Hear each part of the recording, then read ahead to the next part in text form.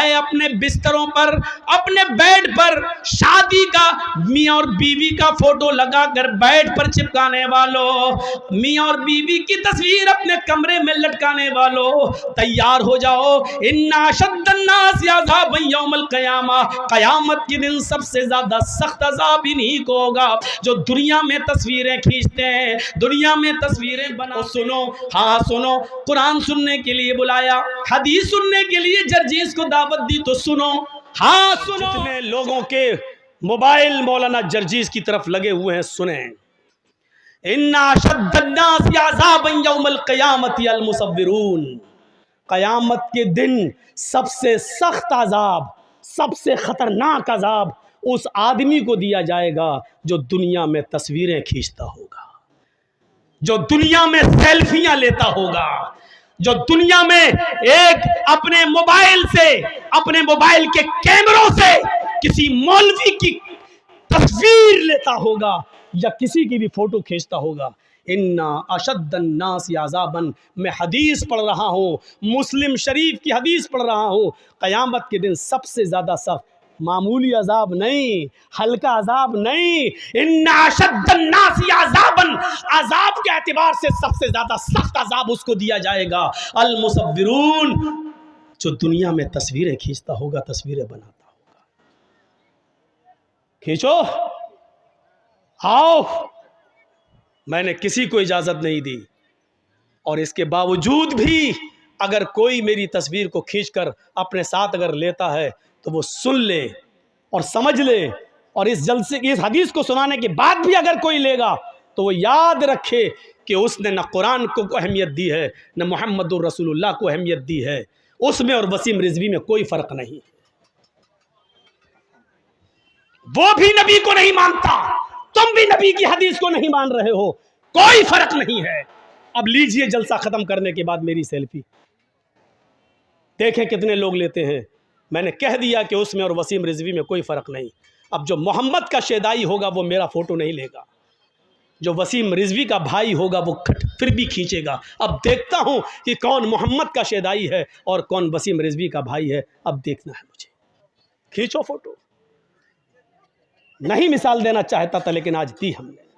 आए हो जलसा सुनने, मजाक बना के रख दिया है दीन के जलसों को, मजाक बना के रख दिया है। परचूनी की दुकान, किराना मर्चेंट की दुकान समझ लिया, जो समझ में आया वो अमल करेंगे, जो नहीं समझ में आया छोड़ देंगे। ये तुम्हारे बाप की जागीर चल रही है। इस्लाम के जो हमें पसंद है वो अमल करेंगे, जो पसंद नहीं आया वो छोड़ देंगे, नहीं चलेगा।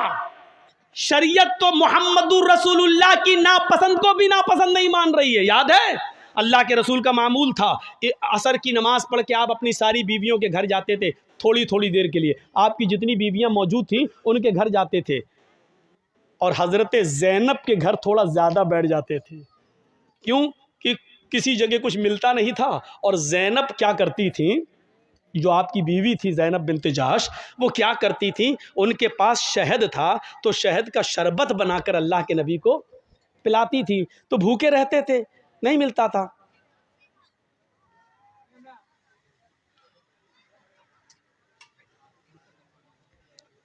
कुत्ते की दुम 100 साल भी रखोगे नल के पाइप में और उसके बाद निकालोगे और ये सोचोगे सीधी हो जाएगी, सीधी नहीं हो सकती, वो टेढ़ी ही रहेगी। बिल्कुल कुत्ते की दुम सीधी नहीं हो सकती है। ऐसे ही इतना कहने के बाद भी इसका ज़मीर देखो वहीं से उठ रहा है, लग रहा है मोदी का बाप है, कोई परवाह नहीं। अरे जब इतना पेशाब लगता है तो बैठते क्यों हो? अब अल्लाह जाने पेशाब करने गए हो या मोबाइल पे बात हो गई, अब फला जगह मिलेंगे, सब यहाँ हैं। बेटा जिस स्कूल में तुम पढ़ते हो उसका हेड मास्टर रह चुका हूँ मैं, जाकर देख लो। यहाँ जर्जी साहब सुन रहे, वहाँ मेला लगा है, आई हैं लिपस्टिक लगा लगा के, ऐसा लग रहा है जैसे अपने आदमी का खून पी के आई हैं, ऐसी गहरी लिपस्टिक, और जलसों में भी क्रीम और पाउडर ऐसा चुपड़ा हुआ है जैसे लगता है कि भैंस या गाय का गोबर लीप लिया मुँह पे, जाके देखो। और अभी मेरे आने से पहले जब हम आ रहे थे तब देखिएगा क्या हाल था, जहाँ लड़की वही लड़के, कसम खुदा की कई जगह मिसाल दे चुका, ऐसा लग रहा था जैसे एक कुतिया के पीछे 10-10 कुत्ते लगे। सुनना पड़ेगा तुम्हें नहीं, तुम्हारे बाप को भी सुनना पड़ेगा। ऐसा लग रहा है जैसे एक कुतिया के पीछे 10-10 कुत्ते मोबाइल लेके वो इधर बोला वो उधर जा रहा है। हकीकत में लग रहा है जैसे एक कुतिया के पीछे 10-10 कुत्ते। तू अपनी वाली हमें दिखा दे, मैं अपनी वाली तुझे दिखाऊं, ये मेरी वाली हो तेरी वाली, ऐसा लग रहा है। ये हालत बना रखा है, जलसों में भी हो रहा है, जलसों में भी। क्या बोल रहा था मैं, बताइए तो, कहाँ था? के पास वो कह रहा तस्वीर की बात तो निकल गई। अब हजरत ज़ैनब बिनते जहश के यहाँ गए, भूखे रहते थे, तो वो कुछ शहद का शरबत बनाकर अल्लाह के नबी सल्लल्लाहु अलैहि वसल्लम को पिलाती थी, थोड़ी देर हो जाती थी। जिसकी कई बीवियाँ हों तो बीवियों में तो आपस में टसंग रहती ही है। अच्छा, उनके यहाँ ज़्यादा क्यों बैठ जाते हैं, हमें इतना टाइम क्यों नहीं देते हैं? तो सारी बीवियों ने सलाह कर ली। क्या सलाह की? कि अल्लाह के रसूल जिसके पास भी जाएंगे, ज़ैनब के घर से निकल के जिसके भी पास जाएंगे, सारी बीवियां नबी की ये एक ही बात बोलेंगे कि आपके मुंह से तो मगाफिर की एक पौधा होता है, मगाफिर एक जड़ी बूटी होती है, उसकी बदबू आ रही है आपके मुंह से। तो अब अल्लाह के नबी ज़ैनब के घर से निकले, दूसरी बीवी के यहाँ गए, उन्होंने कहा अल्लाह के नबी आपके मुँह से तो बदबू आ रही है, हैं बदबू कहाँ से आएगी? फिर आप दूसरी बीवी के पास गए, उन्होंने भी कहा बदबू आ रही है। जब सारी बीवियाँ एक ही बात कहेंगी तो दिमाग तो कबूल कर ही लेगा ना कि इसका सभी एक ही बात कह रही हैं, तो इसका मतलब बदबू। और नबी अकरम को बदबू से सख्त नफरत थी। खुशबू भी आप इतनी लगाते थे कि पसीना भी टपकता था तो खुशबूदार बन जाता था। जिस नबी की हालत ये हो, वो बदबू को कैसे पसंद करे? तो कहा क्या खा के आए आप ज़ैनब के घर से? कहा शहद का शरबत पी के आया हूँ, इसीलिए बदबू आ रही। तो अल्लाह के नबी ने कह दिया आज के बाद शहद को मैं हाथ नहीं लगाऊंगा, शहद मुझ पर हराम, नहीं पीऊँगा आज के बाद, नहीं खाऊंगा। तो शहद को अल्लाह ने हलाल किया और नबी ने क्या कह दिया, आज के बाद मैं शहद को हाथ नहीं लगाऊंगा। गौर करो, तुम अपनी मर्जी से जो चाहो पसंद कर लो और जो चाहो छोड़ दो, वो इस्लाम नहीं है। अल्लाह के नबी ने शहद को नापसंद कर दिया और क्या कहा, आज के बाद मैं शहद को नहीं पीऊँगा, जाओ शहद मुझ पे हराम। फौरन आसमान से जिब्राइल वही लेकर आ गए और क्या कहा, या अय्युहन नबी लिमा तुहर्रिमु मा अहल्लल्लाहु लक।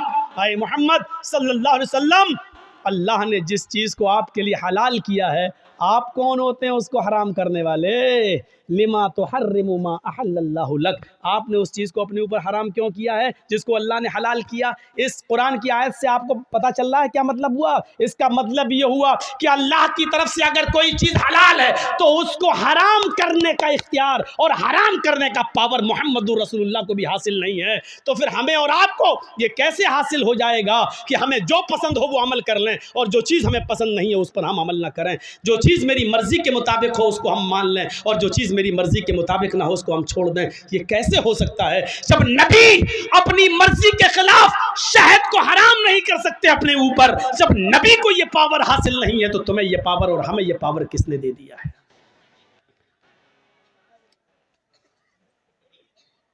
अगर इन तस्वीरों की कोई हैसियत होती तो अल्लाह की कसम अल्लाह ताला अपने नबी जनाब मोहम्मद रसूलुल्लाह की तस्वीर की हिफाजत ज़रूर करता। लेकिन देख लो, दुनिया में ईसाई भी मौजूद हैं, ईसाइयों के पास ईसा की तस्वीर मौजूद है, यहूदियों के पास मूसा की तस्वीर मौजूद है, दाऊदियों के पास दाऊद अलैहिस्सलाम की तस्वीर मौजूद है, इब्राहिम को मानने वालों के पास इब्राहिम की तस्वीर मौजूद है। सबने हिंदू भाइयों के पास कृष्ण जी की, रामचंद्र जी की, शंकर जी की, गणेश जी की, इनकी तस्वीरें मौजूद हैं।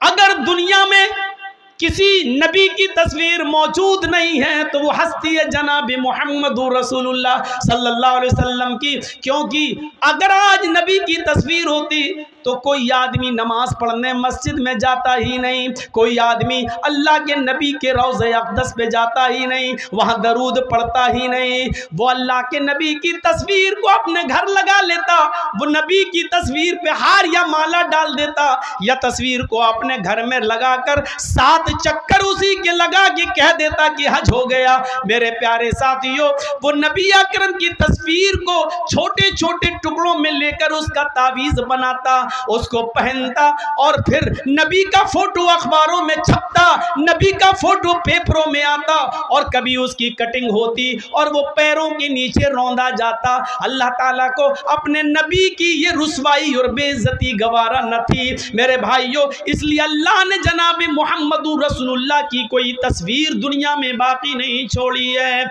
नबी का कोई फोटो बाकी नहीं छोड़ा, बल्कि नबी की ज़बान से ये कहलवा दिया, इन्ना शद्दन्नासी अज़ाबन यौमल क़ियामा अल मुसव्विरून। दुनिया में क़यामत के दिन जहन्नम के अंदर सबसे सख्त अज़ाब उसको दिया जाएगा जिसने दुनिया में तस्वीरें बनाई होंगी, तस्वीरें खींची होंगी। उससे कहा जाएगा इन तस्वीरों में तू जान डाल, इन तस्वीरों में तू रूह डाल, और जाहिर है कि उन तस्वीरों में वो रूह डाल नहीं सकता। फिर अल्लाह की एक पैदा करदा मखलूक की तूने तस्वीर क्यों बनाई? जब उसमें जान डालने की ताकत नहीं थी तो तूने क्यों? आए शादियों में दूल्हा और दुल्हन के फोटो खींचने वालों, आए अपने बिस्तरों पर, अपने बेड पर शादी का मियाँ और बीवी का फोटो लगाकर बेड पर चिपकाने वालों, मियाँ और बीवी की तस्वीर अपने कमरे में लटकाने वालों, तैयार हो जाओ। इन्ना शद्दन्नासी अज़ाबन यौमल क़ियामा,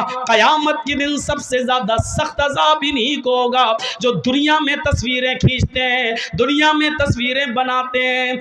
और सबसे ज्यादा सख्त अज़ाब उकिलतु बिसलयूता बिजहन्नम यौमइज़िन लहा, क़यामत के दिन जहन्नम खींच कर लाई जाएगी। जहन्नम के अंदर 70,000 लगामें पड़ी होंगी और जहन्नम को खींच कर लाया जाएगा। जब जहन्नम को खींच कर लाया जाएगा, जहन्नम चीख रही होगी। और सुनो, हाँ सुनो, कुरान सुनने के लिए बुलाया, हदीस सुनने के लिए जर्जीस को दावत दी, तो सुनो, हाँ सुनो, जहन्नम जब खींच कर लाई जाएगी, अल्लाह कहेगा अरे जहन्नम क्या चाहती है? जहन्नम चीखेगी और कहेगी उकिलतु बिसलास, आय अल्लाह मेरे अंदर 3 किस्म के लोगों को पहले डाल, 3 गुनाहगारों को मेरे अंदर पहले डाल। अल्लाह कहेगा अरे जहन्नम बता तेरे अंदर 3 कौन से गुनाहगारों को डालो? सबसे पहले वो नाम लेगी, आय अल्लाह उकूकुल वालिदैन, माँ बाप के सताने वालों को, माँ बाप को रुलाने वालों को जहन्नम में मेरे अंदर सबसे पहले फेंक।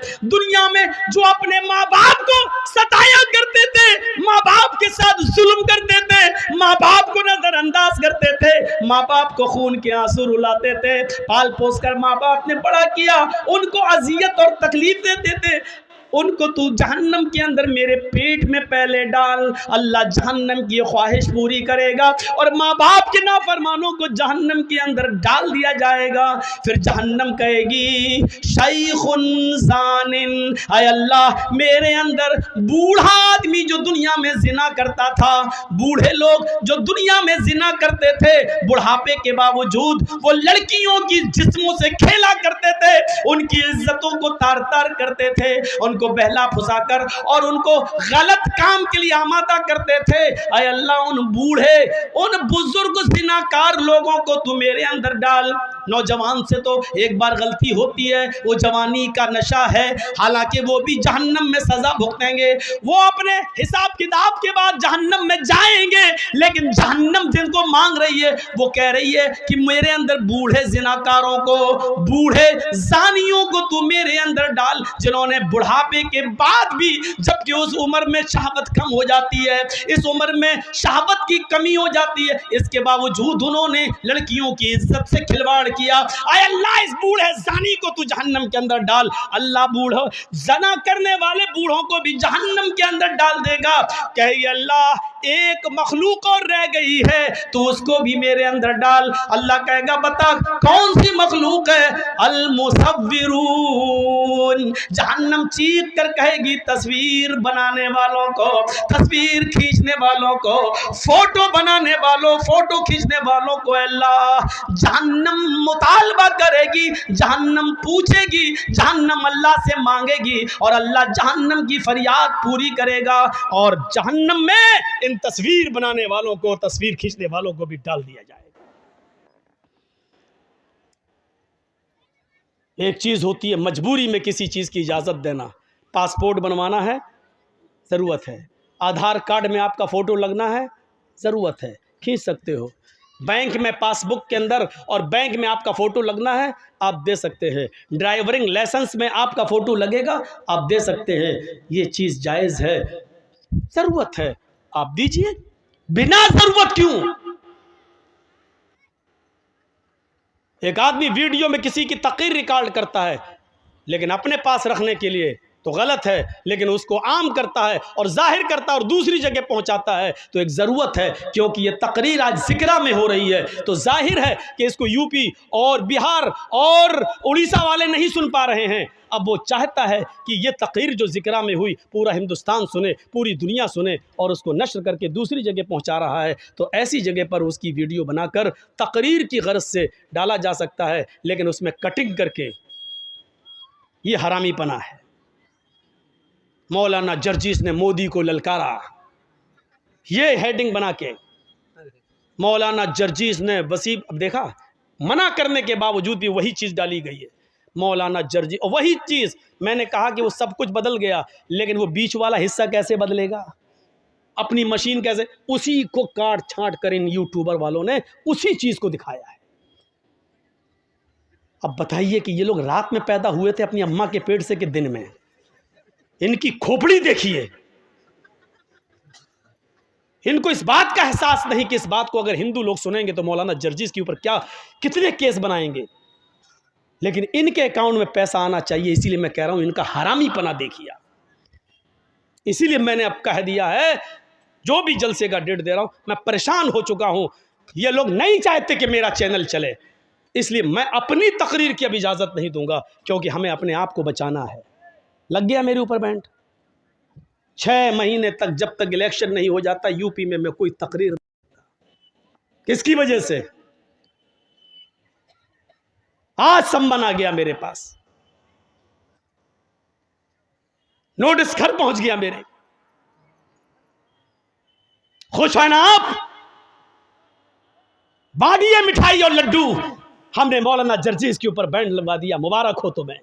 यूट्यूबर वालों मुबारक हो तुम्हें, कमाली तुमने दुनिया, बहुत बड़ा किला हासिल कर लिया है, बहुत बड़ा किला हासिल कर लिया है। अल्लाह ताला तुम्हें इस दुनिया में नवाज देगा, लेकिन आखिरत में तुम अपना बहुत बड़ा नुकसान कर रहे हो ऐसा करके। मैंने भीख भी मांग ली थी, दामन भी फैला दिया था, रो कर गिड़गिड़ा कर तुम्हारे सामने हमने हाथ भी जोड़ लिए थे, लेकिन इसके बावजूद तुम अपने हरामीपने से बाज नहीं आए हो। इसलिए मैं अपनी औकात पर आ गया हूं। जितने जलसे होंगे एक भी जलसे में एंट्री नहीं, या तो मैं रहूंगा या जलसा। जलसे में अगर तुम रहोगे तो मैं नहीं बोलूंगा। अब इस शर्त के साथ मैं जलसा देने लगा। आज मैंने 2 प्रोग्राम इसी शर्त के साथ दिए हैं। अब जो दे चुके हैं, जिनमें इश्तिहार छप गए हैं, उनमें तो जाना पड़ेगा, लेकिन आज से जो दे रहा हूं लंबे प्रोग्राम जो 2-3 महीने के बाद के, उनमें हम एक भी यूट्यूबर को बर्दाश्त नहीं करेंगे। आके दिखाओ आप। जलसे में ऐलान कर रहा हूं मैं इस बात का, स्टेज पे बोल रहा हूं इस बात का कि किसी को नहीं आने दूंगा। सोच समझ के आइएगा। हर इश्तिहार में अब छपा होगा, लिखा होगा कि किसी यूट्यूबर को इजाज़त नहीं। अब ये लिखा होगा और मैं लिखवाऊंगा, क्योंकि तुम अपनी हरकत से बाज नहीं आए हो और मुझे ऐसा करने पर तुमने मजबूर कर दिया है। चैनलों के नाम मालूम है मुझे, नहीं चाहता हूं कि नाम लेकर तुम्हें यहाँ रुसवा करूं और फिर तुम्हें लोग अनसब्सक्राइब करें। तो मैं चाहूं तो 5 जलसों में उन चैनल वालों के नाम लेकर सबको, हम जो है जिन्होंने सब्सक्राइब किए, सबको हटवा सकता हूं मैं। सबको हम हटवा सकते हैं। एक इसको हटा दीजिए, इसको अनसब्सक्राइब कर दीजिए, सब मैं चाहूं तो कर सकता हूं। लेकिन जब तक तुमने कर दिया, लेकिन अब नहीं। तुमसे मैंने पनाह मांग ली है। तुमने मेरे आंसुओं की कदर नहीं की, तुमने मेरे माँ के आंखों से गिरने वाले आंसुओं को नहीं देखा। रोई है मेरी माँ नोटिस पढ़कर, उसको नहीं देखा। माँ माँ होती है, उसका कलेजा अंदर से रोता है। जब सुनती है टीवी पर मौलाना जर्जीस को दिखाया जा रहा है, रोती है। पता नहीं क्या करे हो। तुम नहीं जानते हो कि कितना खराब दौर चल रहा है। लोग बहाने ढूंढ रहे हैं, बेकसूर सही, लेकिन बेकसूर साबित करने के लिए 10 साल लग जाएंगे कि हम बेकसूर हैं। और 10 साल के बाद कोर्ट कहेगी कि जर्जीस साहब को बाइज्जत बरी किया जाता है, लेकिन वो 10 साल का हिसाब नहीं देगी।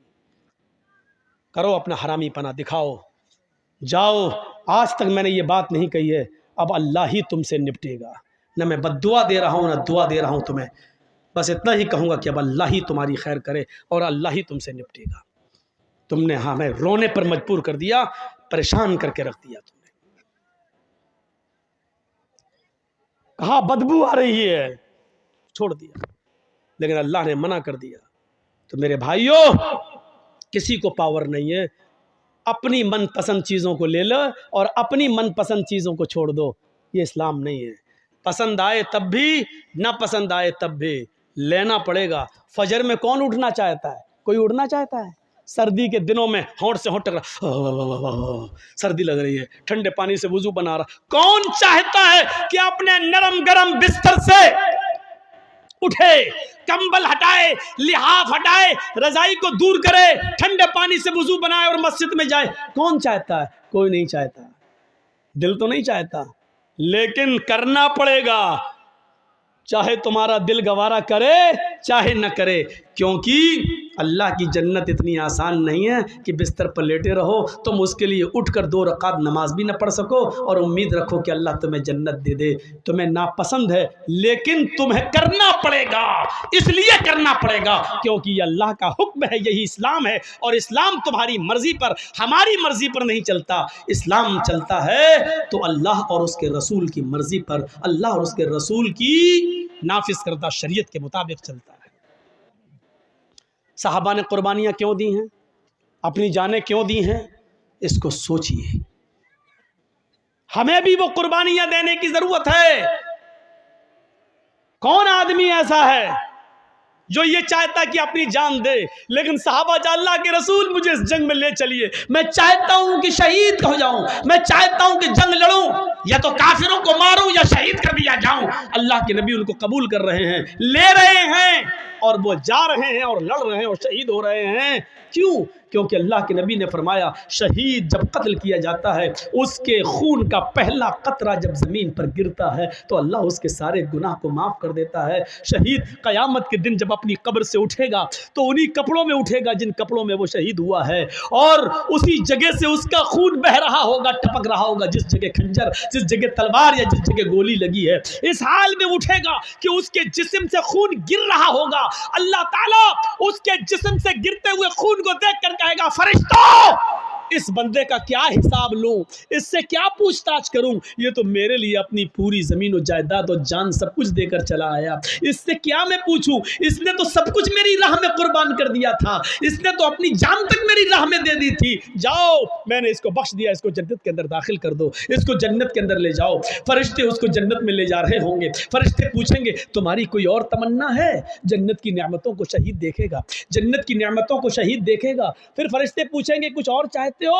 तो फरिश्ते कहेंगे, हाँ, एक तमन्ना और है। कहा, क्या है? कहा, है फरिश्तों, अल्लाह से दुआ करो, अल्लाह से कहो, मेरी एक तमन्ना ये है कि वो मुझे दुनिया में दोबारा भेज दे, मैं दोबारा जंग करना चाहता हूं, दोबारा काफिरों से लड़ना चाहूंगा, और फिर मैं चाहूंगा कि फिर मैं शहीद हो जाऊं, फिर मैं जन्नत में लाया जाऊं। क्योंकि शहीद का इतना बड़ा इज्जत, इतना बड़ा इकराम कि शहीद जन्नत की नेमतों को देख कर कहेगा, अल्लाह, मैं चाहता हूं कि मुझे बार बार दुनिया में भेज, मैं बार बार कत्ल किया जाऊं और बार बार जन्नत में आऊं, और तू बार बार पूछे कि तेरी तमन्ना क्या है, मैं फिर कहूं कि अल्लाह मुझे दुनिया में भेज और मुझे कत्ल किया जाए और फिर मैं जन्नत में आऊं। जरा गौर करो कि शहीदों का इनाम कितना बड़ा होगा, शहीद का इनाम कितना बड़ा होगा, कि शहीद जन्नत की नेमत में देखने के बाद भी हट नहीं, उसमें है नहीं। फरिश्ते पूछ रहे हैं, कुछ और चाहते हो? अब जन्नत में किसी चीज़ की कमी तो है नहीं, फिर भी फरिश्ते पूछ रहे हैं, कुछ और चाहते हो? कि हाँ, क्या? दुनिया में दोबारा जाना चाहता हूं, नक्तुल, फिर कत्ल होना चाहता हूं, फिर जन्नत में आना चाहता हूं। ये तमन्ना होती है। लेकिन फरिश्ते कहेंगे, नहीं, जो रूह एक बार हमारे पास आ जाती है वो दुनिया में दोबारा लौट कर नहीं जाती। अब तुम्हें दुनिया में दोबारा नहीं भेजा जाएगा। जब शहीद को दुनिया में दोबारा इंसान की शक्ल में नहीं भेजा जा सकता, यहाँ तो बहुत बड़े बड़े बुजुर्गों की रूहें आती हैं हमारे घरों में, शब बारात के हलवे खाने, खिचड़े खाने, और पता नहीं क्या क्या करने। बड़े बड़े लोगों की रूहें आती हैं हमारे यहाँ, कहते हैं बुजुर्गों की रूहें आती हैं। मेरे भाइयों, कुरान कहता है जो रूह मेरे पास आ जाती है वो दोबारा लौट कर नहीं जाती। अच्छा एक बात बताइए, दुनिया में 3rd क्लास की ज़िंदगी है, आदमी मर गया, अच्छे काम किया है, फिर वो आखिरत में चला गया, बरज़ख में चला गया, अब वो फिर 1st क्लास की ज़िंदगी से कोई 3rd क्लास की ज़िंदगी में आएगा?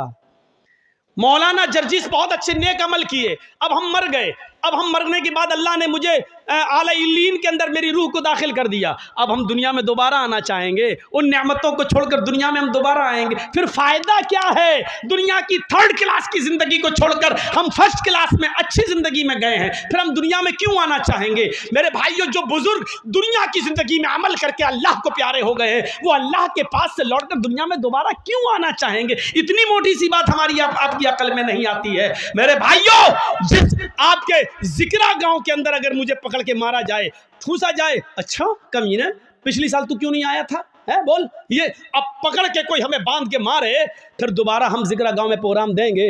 कभी नहीं देंगे। एक बार जो आदमी हम मार खा चुका हो, दोबारा क्यों वो उस गांव में प्रोग्राम देगा? मेरे भाइयों, जो आदमी दुनिया में मुसीबतें बर्दाश्त करके, नेक अमल करके, फजर की नमाजों में सर्दियों में उठकर तकलीफें बर्दाश्त करके उसने अच्छी जिंदगी पाई हो, इल्लीन के अंदर मकाम पाया हो, जन्नत की खिड़की उसके लिए खोल दी गई हो, फिर वो दुनिया में दोबारा उससे कहा जाए चले तो दोबारा क्यों आएगा? फिर हम क्यों जाएं और अमल करें? फिर क्यों हम नमाज़ें पढ़ने के लिए जाएं? हमें अल्लाह ने जब ये इनाम दे दिया तो हम दुनिया में क्यों जाएं? मेरे भाइयों, फिर वो दुनिया में दोबारा तकलीफ उठाने के लिए क्यों आएगा? इतनी मोटी सी बात हमें और आपको समझना चाहिए।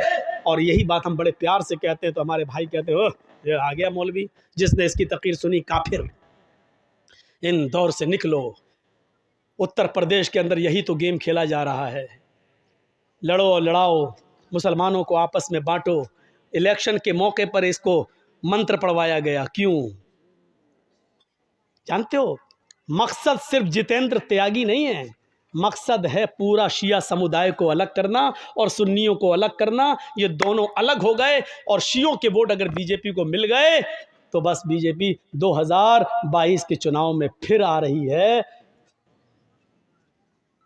यूपी के अंदर, ये मकसद है।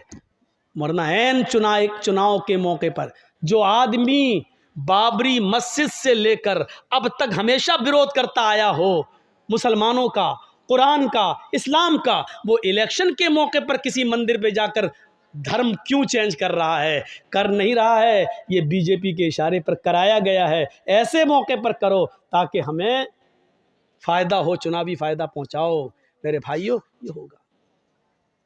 दुआ करो इसका भी वही हश्र हो जो सलमान रश्दी का हुआ है, इसका भी वही हश्र हो जो तस्लीमा नसरीन का हुआ है। आपको मालूम है कुरान के ऊपर जिन लोगों ने एतराज़ात किए उनका हश्र क्या हुआ? तस्लीमा नसरीन ने पहले लज्जा किताब लिखी, इस्लाम पर कीचड़ उछाला, दूसरे लोगों ने बड़ी इज्जत की, आओ आओ बहुत अच्छा काम किया।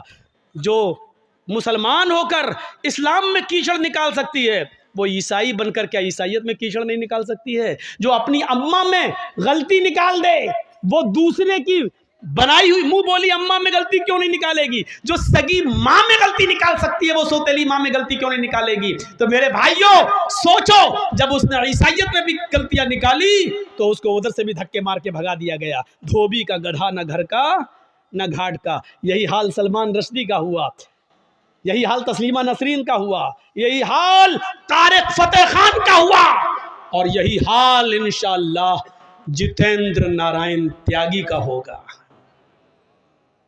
जब तक इनके बाप हैं जिंदा या हुकूमत में तब तक इसकी इज्जत है, और जब बाप ही नहीं रहेगा तो इसकी इज्जत भी नहीं रहेगी, और बाप जिंदगी भर नहीं रहेगा। ये आपको मालूम है ना? राहत इंदौरी ने कहा था जो आज साहिबे मसनद हैं कल नहीं होंगे, किराएदार हैं जाती मकान थोड़ी है। ये सब आने जाने वाली सरकारें होती हैं। जब तक बाप जिंदा है बेटे की इज्जत होगी, और बाप हटा तो बेटे का कोई पुरसाने हाल नहीं होगा। और दुआ करो कि इलाहुल आलमीन इसने कुरान को जलील करने की कोशिश की, बारे इलाह तू इसको ऐसा जलील कर, ऐसा जलील कर, ऐसा जलील कर कि बाद में आने वाले लोगों के लिए इसकी जिंदगी और इसकी मौत दोनों निशाने इबरत बन जाए, दोनों लोगों के लिए मकाम इबरत बन जाए। ये दुआ करो मेरे भाइयों, क्योंकि ऐसे लोगों की मौतें ऐसी हुई हैं, ऐसी हुई हैं कि वो पूरी दुनिया के लिए मकाम इबरत बन गई। फिरौन की लाश जो कहता था ना रब्बुकुमुल आला, मैं तुम्हारा रब हूँ, क्या हुआ? समंदर में डूबा, गर्क किया गया। डूबा तो कोई उसको बचाने वाला नहीं हुआ, अपने आप को रब कहने वाला भी क्या कहता है? आमन्ना बे रब्बिल आलमीन, रब्बे मूसा व हारून, मैं मूसा और हारून के रब पर ईमान लाया। वो चीख रहा था जब समंदर में डूब रहा था, लेकिन उस वक्त अल्लाह ताला ने फिरौन के ईमान को और उसके इस्लाम को कबूल नहीं किया। मरते वक्त इस्लाम ला रहा है, समंदर में डूबते वक्त तो मूसा और हारून के रब को अपना रब कह रहा है। नहीं, अब तेरे इस्लाम की और तेरे ईमान की अल्लाह को कोई जरूरत नहीं है। मकाम इबरत बना दिया उसकी लाश को। मेरे भाइयों, आज भी फिरौन की लाश मिस्र के म्यूजियम के अंदर रखी हुई है। आज भी जमीन के किसी टुकड़े के अंदर फिरौन की लाश को अगर दफनाओ तो जमीन निकाल के फेंक देती है, उसको एक्सेप्ट नहीं करती है। मेरे भाइयों, आज भी फिरौन की लाश को किसी समंदर में डालो तो समंदर उसको बहाता नहीं है, उसको बाहर फेंक देता है। आज भी फिरौन की लाश को समंदर एक्सेप्ट नहीं करता है और जमीन फिरौन की लाश को एक्सेप्ट नहीं करती है। अल्लाह ने फिरौन की लाश को दुनिया वालों के लिए मकाम इबरत बना दिया है। जितेंद्र नारायण त्यागी का भी यही हाल होगा। उसकी ज़िंदगी और उसकी मौत दोनों बाद में आने वाली नस्ल के लिए मकाम इबरत बनेगी। चले थे साहब कुरान बदलने, 26 आयतें निकाल कर दम लूंगा, कुरान को बदल के दिखाऊंगा, कुरान से 26 आयतें निकलवा के दिखाऊंगा। चले थे कुरान को बदलने, अल्लाह ने ऐसा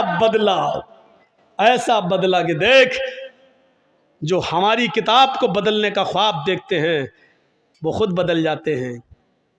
और फिर वही चीज़ जो कल और परसों मैंने कही थी, वो जब पूजा करेगा तो फ़ख्र करेगा मैं हिंदू हूँ, अग्नि की पूजा करेगा तो फ़ख्र करेगा कि मैं हिंदू हूँ, चंदन लगाएगा, सब कुछ लगाएगा, सब कुछ करेगा मूर्ति, लेकिन जब पेशाब करने बैठेगा तो उसको गुस्सा आएगा, कमबख्त, यहीं से मैं हिंदू नहीं हूँ। जब भी वो पेशाब और लैट्रिन करने जाएगा कहेगा कमबख्त, ये और बदल जाती। गलती करी बेचारे उस पंडित ने जिसने इसको हिंदू बनाया था। उसको सबसे पहले बीच वाली चीज़ बदलनी चाहिए थी कि यहाँ से तो तुम मुसलमान हो, ये तो बदलो पहले। हो सकता है हुकूमतें फ़ोन कर रही हों, जापान, जर्मन, अमेरिका, कि भाई बीच वाली चीज़ को चेंज करने का और नॉर्मल जैसे बच्चा पैदा होता उसी तरीके से हो जाए। ऐसी कोई सर्जरी है? ऐसी कोई सर्जरी मिल नहीं रही है। शायद उन लोगों ने ये कहा हो कि नहीं साहब, बेहतर इसी में है कि इसका खतना ख़त्म कराने के लिए आपको पूरी की पूरी गायब करना पड़ेगी। हो सकता है कि इसको बाद में हिंदू भाई ये कहने के लिए ख़त्म कराओ, ये खतना हमें जीने नहीं दे रहा है, ये हमारे धर्म में कलंक बन रहा है, इसको ख़त्म करो। और जब अगर बीच वाली चीज़ को ख़त्म कर दिया तो तुम फिर बीच वाले बन जाओगे, ना मर्द रहोगे ना औरत, फिर ज़िंदगी भर। देखा अल्लाह ने कैसे बदला। चले थे कुरान बदलने, अल्लाह ने ऐसा बदला कि बीच वाला बनने की नौबत आ गई। अगर ऑपरेशन हो गया और बीच वाली चीज़ कट गई तो फिर रह गया। और अगर नहीं बदली तो ज़िंदगी भर इस साला कोसता रहेगा अपने आप को, कमबख्त, हट, हो सकता देखे भी नहीं, हट, ऐसे करके भाग जाए। जनेऊ कहाँ बांधेगा? जनेऊ सोचो कहाँ पहुँचा दिया अल्लाह ने। और पेशाब तो आदमी दिन भर में 2-3 बार तो करता ही करता है, यानी इसको एहसास होगा कि हमने क्या किया है। कभी हो ना हो, पेशाब करते वक्त एहसास ज़रूर होगा। अब हो सकता है कि एक मौके पर और एहसास हो, अब तो त्यागी हो गए ना, तो अब बीवी तो छोड़ के भाग गई है, अब उधर उनकी शादी हो सकती है, 7 फेरे लग सकते हैं, तो हो सकता है कि उस औरत से, अपनी उस बीवी से जब मिलने जाए तब वो भी कहे हट हट, तू तो मुसलमान है, हम तो हिंदू से शादी किए, तुझसे थोड़ी किए, और अगर हिंदू है तो फिर तू हिंदू वाली मशीन लेके आ। अब सोचो कि कितनी जगह ये फटकार का, अच्छा सिर्फ सोचो बस, अल्लाह ने कितना जलील कर दिया है इसको, कहाँ पहुँचा दिया इसको। इसलिए कभी कुरान का मजाक मत उड़ाना मेरे भाइयों, कभी हदीस का मजाक मत उड़ाना। हम गुनाहगार हैं, अपने आप को गुनाहगार समझना, लेकिन कभी ये मत कहना कि मोहम्मद रसूलुल्लाह ने ऐसा क्यों कहा। नहीं, सहाबा किराम ने अपने खून से सींचा है इस इस्लाम को। कभी मजाक मत उड़ाना। मौलवी जर्जीस ने फ़ोटो तस्वीरें सब बताई हैं, इसको अपने दिल पर मत लेना। ये सोचना कि जर्जीस ने सुनाया क्या है, ये उसी नबी का फरमान है जिस नबी का पीछा इस तयागी ने किया है। 12 और नबी की 11, मोहम्मद की 11 बीवी। एतराज़ करता था ना, मोहम्मद की 11 बीवी पर बड़ा एतराज़ था। जिस धर्म में गया है उस धर्म में कृष्ण कन्हैया जी की 16,108 थी। चला मुँह, खोल अपना थूथड़ा, क्या बोलेगा? चुपचाप है, खामोश है, नहीं बोल पाएगा, नहीं बोल पाएगा। क्यों? जिस चीज़, जिस मकसद के लिए गया है वो उसको पूरी हो रही है। केसों से बचने के लिए, और जो घोटाले और घपले किए तो उससे बचने के लिए, और मज़ीद दौलत पाने के लिए जहाँ गया था। इंसान दौलत के लिए इंसान क्या करता है। इसीलिए हजरत अली रज़ी अल्लाह ताला अन्हु ने फरमाया था, इर्तहलतिद दुनिया मुदबिरतन वर्तहलतिल आखिरतु मुक़बिलतन वलिकुल्लि वाहिदतिन मिनहुमा बनून कूनू मिन अबनाइल आखिरा वला तकूनू मिन अबनाइद दुनिया। सुनो मेरे भाइयों, हज़रत अली ने क्या कहा था? बुखारी शरीफ की हदीस के अल्फाज हैं। हज़रत अली कहते हैं, इर्तहलतिद दुनिया मुदबिरतन, लोगों ये दुनिया जो है जिसके पीछे तुम पड़े हो, सोना और चांदी, दौलत, पैसा और माल जिसके पीछे तुम पड़े हो, ये दुनिया तुम्हें पीठ दिखाकर भाग रही है। वर्तहलतिल आखिरतु मुक़बिलतन, और आखिरत तुम्हारे सामने आ रही है, आखिरत तुम्हारे सामने आ रही है। अच्छा सुनिए, मेरी उम्र इस वक्त 40 के करीब हो चुकी है, 1-2 साल ऊपर ही है, कम नहीं है। तो 40 साल का मतलब क्या हुआ है? 40 साल, मान लीजिए अल्लाह ने मेरी ज़िंदगी 70 साल की दी है, तो इसका मतलब क्या हुआ? एक मिसाल दे रहा हूँ। 40 साल दुनिया ने मुझे पीठ दिखा दिया है, दुनिया मुझे पीठ दिखा चुकी है। 40 साल मुझे पीछे छोड़ चुकी है, दुनिया ने मुझे 40 साल के पीठ दिखा दी है।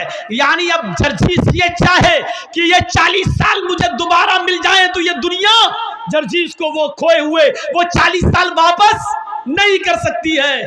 वल आखिरतु मुक़बिल, और आखिरत जो है, वर्तहलतिल आखिरतु मुक़बिलतन, और आखिरत सामना कर रही है। यानी 40 साल हमारी दुनिया से छूट गए और आखिरत के 40 साल हम करीब हो गए। यानी आखिरत आ रही है और दुनिया पीछे जा रही है। तो अल्लाह के नबी क्या फरमाते, हजरत अली क्या कहते हैं? दुनिया दुनिया दुनिया पीठ दिखा रही है, आखिरत तुम्हारा मुकाबला कर रही है। दुनिया जैसे जैसे तुम्हें छोड़ती जा रही है, आखिरत वैसी वैसे तुम्हारे करीब आती जा रही है।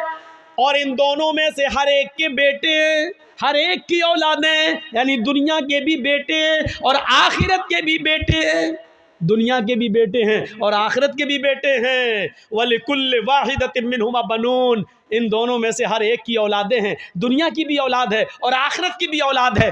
तकूनु कूनु कूनु मिन अबनाइल आखिरा, आखिरत की औलाद बनो, वला तकूनु मिन अबनाइद दुनिया, दुनिया के बेटे मत बनो, दुनिया की औलाद मत बनो, दुनिया की औलाद मत बनो। यानी दुनिया की दौलत में मत फंसो, सोने और चांदी के पीछे मत पड़ो, बल्कि आखिरत की औलाद बनो। यानी आखिरत कमाओ, एक एक नेकी को गनीमत जानो, एक एक सवाब के काम को करो, एक एक अच्छा काम करो, आखिरत की औलाद बनो। सुनो, इसके बाद हजरत अली क्या कहते हैं? दुनिया की औलाद मत बनो, आखिरत की औलाद बनो। इसलिए कि फ़इन्नल यौमा अमलुन वला हिसाबा व गदन हिसाबुन वला अमला। इसलिए कि आज इस दुनिया में अमल है, हिसाब नहीं है। इस दुनिया में अमल है, हिसाब नहीं है, यानी तुम जो भी करोगे तुमसे कोई हिसाब किताब नहीं लिया जाएगा। दुनिया में नमाज पढ़ोगे तुमसे हिसाब किताब नहीं लिया जाएगा, रोजा रखोगे कोई पूछताछ नहीं होगी, शराब पियोगे तो तुमसे कोई पूछेगा नहीं, जुआ खेलोगे तो तुम्हारा कोई हिसाब किताब नहीं होगा। अब ये तुम्हें सोचना है कि नमाज पढ़ना है, रोजे रखना है, हज करना है, ज़कात देना है, मदरसों में चंदा करना है या नहीं देना है या नहीं, ये सारी चीजें तुम्हें सोचना है, तुम्हें सोचना है। या शराब पीना है, जुआ खेलना है, ज़िना करना है, क्या करना है, ये तुम्हें सोचना है। लोगों फ़इन्नल यौम अमलुन वला हिसाब, दुनिया में अमल है, हिसाब नहीं। आज अमल है, कोई पूछताछ करने वाला नहीं। वगदन हिसाबुन वला अमल, और कल कयामत के दिन हिसाब किताब होगा, कोई अमल नहीं। कल कयामत के दिन हिसाब किताब होगा, कोई काम नहीं। अब न शराब पीने दी जाएगी, न नमाज पढ़ने दिया जाएगा, न तुम्हें रोजा रखने दिया जाएगा, न जुआ खेलने दिया जाएगा। कल सिर्फ हिसाब ही हिसाब होगा, कोई अमल नहीं होगा। आज अमल ही अमल है, अच्छा करो या बुरा करो, कोई हिसाब नहीं है। अब तुम्हें सोचना है अच्छा करना या बुरा करना है। आज अमल है, हिसाब नहीं, कल हिसाब है, अमल नहीं। दुनिया में अमल है, कोई पूछताछ करने वाला नहीं, और आखिरत में हिसाब है, कोई अमल करवाने वाला नहीं। मेरे भाइयों, अब हमें और आपको सोचना है कि हमें क्या करना है। यह हजरत अली रजी अल्लाह ताला अन्हु ने बयान कर दिया है और बता दिया है। अब हमें और आपको अपनी जिंदगी के बारे में सोचना है कि हमें क्या करना है और क्या नहीं करना है। बनाइए अपनी जिंदगी। तो हिंदू धर्म और इस्लाम की बहुत सी बातें मिलती हैं, बहुत सी बातें मिलती हैं, तौहीद भी मिलती है, आयतें और मंत्र भी मिलते हैं, और कलमा भी मिलता है, नमाज भी मिलती है, रोज़ा और हज भी मिलता है। हर चीज़ में हर चीज़ मिल रही है, यहाँ तक कि मरने के बाद दोबारा ज़िंदगी भी मिलती है। हिंदू धर्म में भले ही ये कहा जाता हो कि 7 जन्म है, इंसान मरने के बाद अच्छे कर्म किए होंगे तो इंसान बनेगा, बुरे कर्म किए होंगे तो कुत्ता, बिल्ली, चूहा, बंदर, छछूंदर ये सब बनेगा। लेकिन हकीकत ये है मेरे भाइयों कि हिंदू धर्म के अंदर भी मरने के बाद एक ही जन्म है। मृत्यु पश्चातम द्वितीय जन्मम भवति, ने तृतीय ने चतुर्थ ने पंच ने षष्ठ ने सप्त ने अष्ट ने नवम ने दशकं का। मरने के बाद तुम्हारा एक दूसरा जन्म होगा, न तीसरा, न चौथा, न पांचवा, न छठा, न सातवां, न आठवां, न नवा, न 10वां। यानी मरने के बाद तुम्हें दोबारा इंसान बनाया जाएगा, तुम्हें इंसान की शक्ल में दोबारा लाया जाएगा। तुम कुत्ता, बिल्ली, चूहा, बंदर नहीं बनोगे। यही कुरान कहता है कि मरने के बाद ऐ लोगों, हम तुम्हें दोबारा जिंदा करेंगे, हम तुम्हारी हड्डियों के पोर तक को बना देंगे। क्या तुम ये समझते हो? अयहसबुल इंसानु अल्लन नजमा इज़ामा, इंसान ये सोचता है कि हम उसकी हड्डियों को हरगिज़ जमा नहीं कर पाएंगे। बला कादिरीन अला अन नुसव्विया बनाना, अरे हड्डियां तो छोड़, हम हड्डियों, उंगलियों के पोर तक बनाने के ऊपर कादिर हैं। उंगलियों के पोर क्या हैं? ये उंगली है, ये पोर है। और अल्लाह ताला ने यह उंगली क्यों कहा है?